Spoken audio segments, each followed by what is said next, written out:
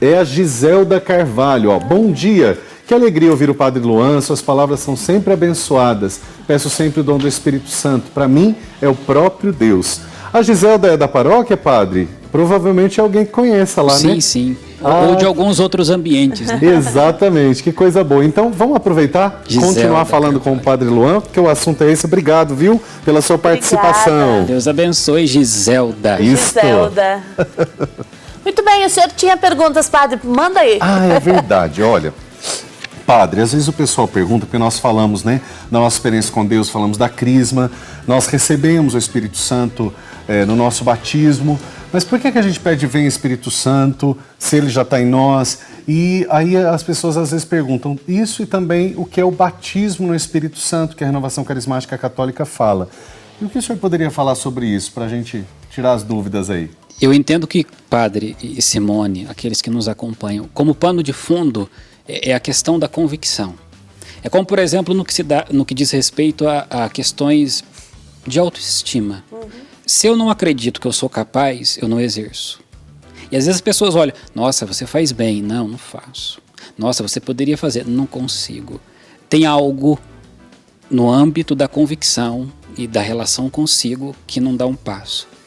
Me parece que esse é o pano de fundo. No que diz respeito a pedir do Espírito Santo, eu peço o Espírito Santo para que eu me lembre que eu estou nele e ele está em mim. A ideia da oração é de criar sensibilidade na alma, de deixar aguçado o Espírito. Olha, eu não posso me esquecer que ele está comigo, que ele faz, ele está dentro. É como a gente, quando num relacionamento, a gente cumprimenta a pessoa que mora com a gente de manhã, fala bom dia, bom dia. Né? Tem até um argumento de oração que as pessoas falam, bom dia, Espírito Santo. Exato. A gente se saber que ele está ali, lembrar toda vez. Eu não posso me esquecer que ele já está dentro. E começo a viver a partir da oração nessa convicção, essa confiança. Tem uma daquelas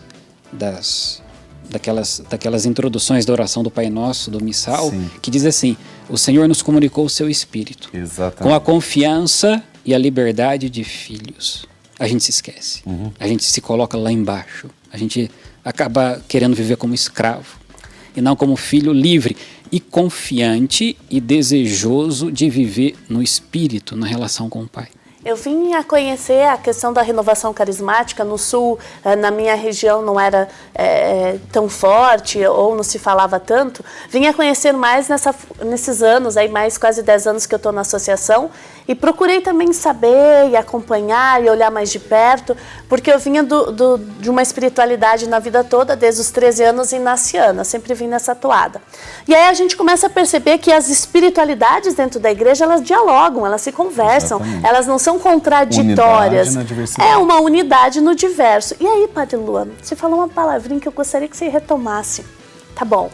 Então eu vou percebendo que eu sou filha amada de Deus, que o Espírito age em mim, mas a oração tem um papel fundamental. Eu preciso ter intimidade com Jesus Cristo, não é? Exatamente. E é como se nós vivêssemos numa espécie de estado de sonambulismo para algumas realidades. Eu acho que nas duas perspectivas. Quando você pega, por exemplo, o Santo Inácio, que se converteu depois de um ferimento, sim, acordou. No que diz respeito à experiência, me parece, eu não fiz porque não bebo dessa fonte da espiritualidade da renovação, mas aprecio muito o incentivo. Quando você pensa na experiência do batismo, é uma espécie de um despertar que Deus dá, de uma graça, exatamente, do Espírito. Olha, acorda, porque você sempre esteve imerso nele. E aprenda a viver. Assuma aquilo que Deus já deu, a obra que Deus já começou. Acorda. Porque Deus já começou a obra. Porque às vezes a gente vai ter... E tem gente que vive uma vida de fé, às vezes até na contramão.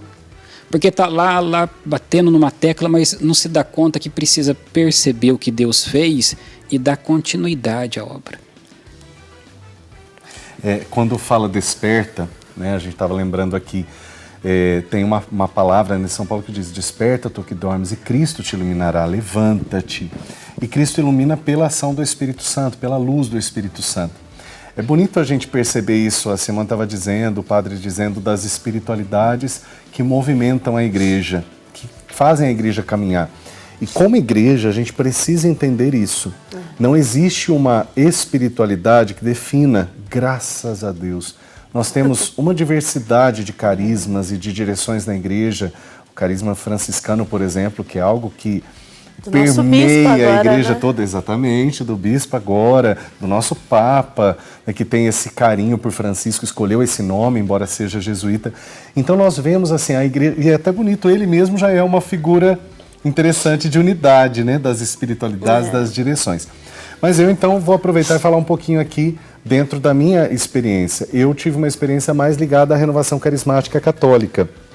E o batismo no Espírito Santo, então, fez parte deste caminho, dessa experiência com Deus. Mas a minha experiência com Deus inicial, que fez eu caminhar na igreja, foi uma experiência familiar.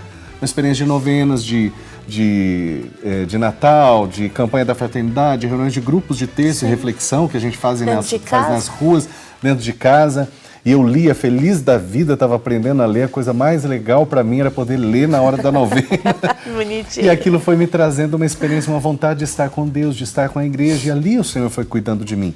Mas teve uma experiência pessoal com o batismo no Espírito Santo, que nada mais é do que o padre Luan disse, muito bem falado. É um despertar, é entender que Deus já está em mim. Só que eu peço que a graça dele se manifeste, que eu possa usar os dons, os carismas, que eu possa aproveitar de tudo aquilo que ele me oferece. Inclusive, por um tempo eu nem podia falar batismo, falava-se da efusão, porque para ninguém confundir que batismo é um só, né? O batismo sacramento. Então é um só, é o batismo em nome da Trindade, Pai, Filho e Espírito Santo. Mas hoje se fala com tranquilidade, o Papa Francisco até usa esse termo, e eu participei de um encontro em 2015, um encontro mundial de padres. O Papa Francisco dizia, olha, é preciso que vocês incentivem que as pessoas experimentem o batismo no Espírito Santo. Mas ele pode acontecer no encontro, como pode acontecer no momento que você reza em casa, ou que você faz após a comunhão, aquele momento de profunda intimidade com Deus, e que você tem aquela sensação convicta, né? Aquela convicção, Deus está aqui. Deus está em mim. Exatamente. E olha só, a nossa conversa está suscitando dúvidas, isso é muito bom, porque essa é a base do que a gente faz. Então essa é a intenção. Então vamos ver a pergunta que chegou. Vamos colocar na tela para a gente poder ver aí?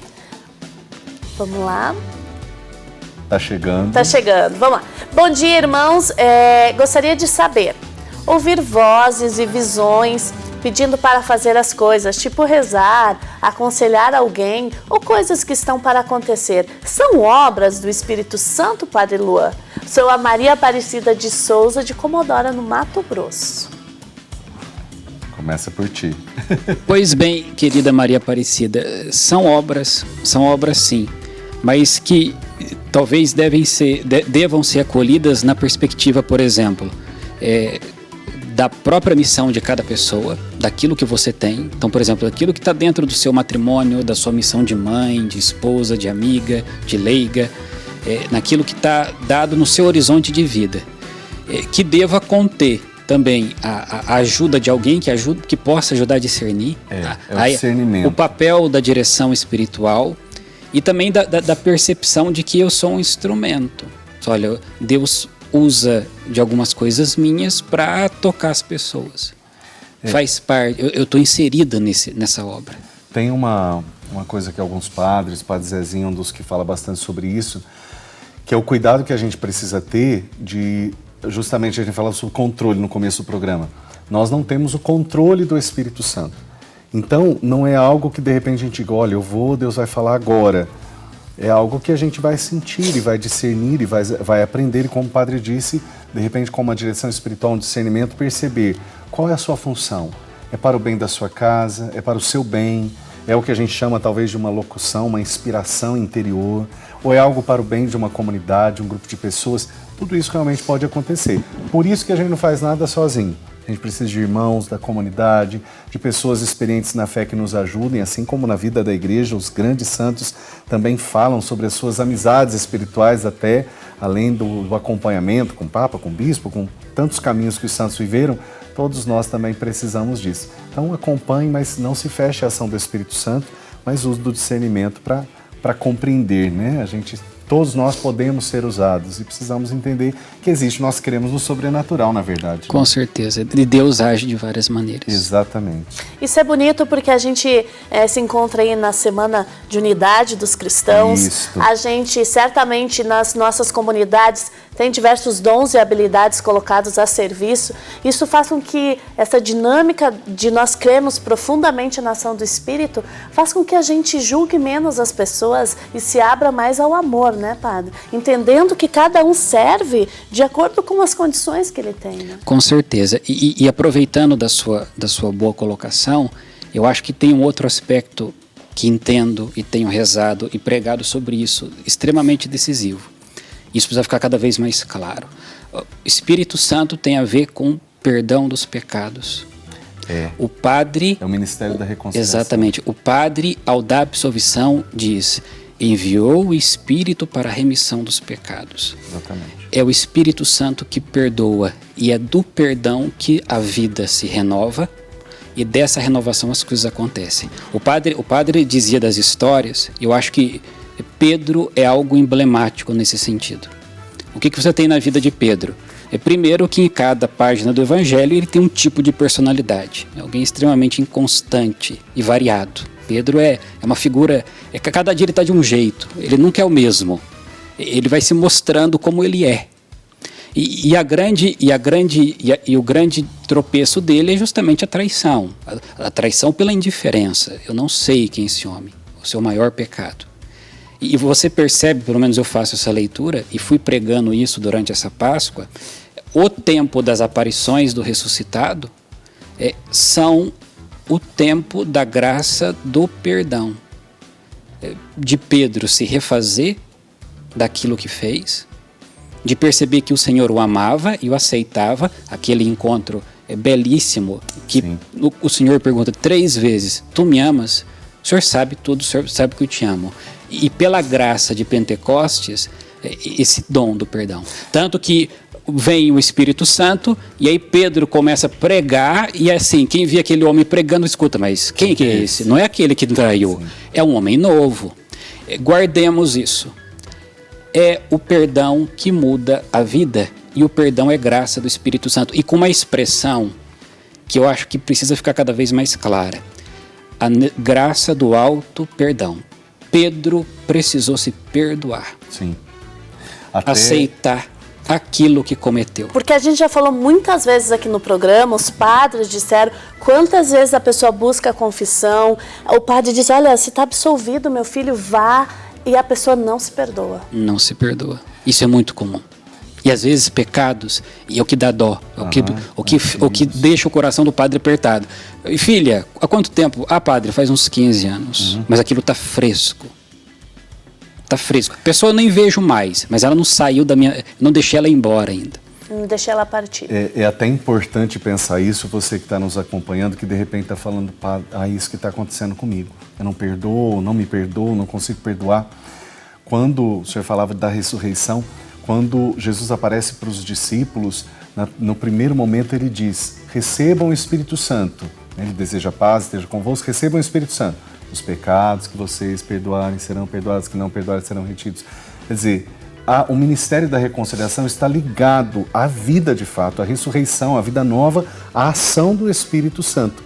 Então, realmente peça essa graça. Você que não está conseguindo enfrentar, é o que a gente chama de cura interior. A maior cura interior não é só de um trauma, de uma marca, também pode ser, mas especialmente a libertação interior, libertação das mágoas, das marcas que nos impedem, até daquilo que a gente sente mágoa em relação a nós mesmos, né? Como foi dito aqui. É muito bonito poder pensar assim, né?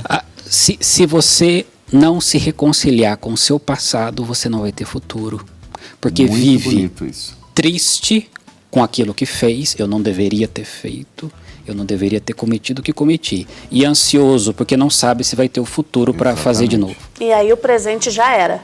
Porque eu estou ocupado lá e cá e não estou inteiro aqui. Está instalado o caos. Exatamente. Bom demais, né? Assunto que rende. Rende mais, amanhã a gente segue também nessa toada com a questão do Espírito Santo, mas daí perguntando amanhã o que o Espírito Santo já realizou na sua vida, já vai pensando.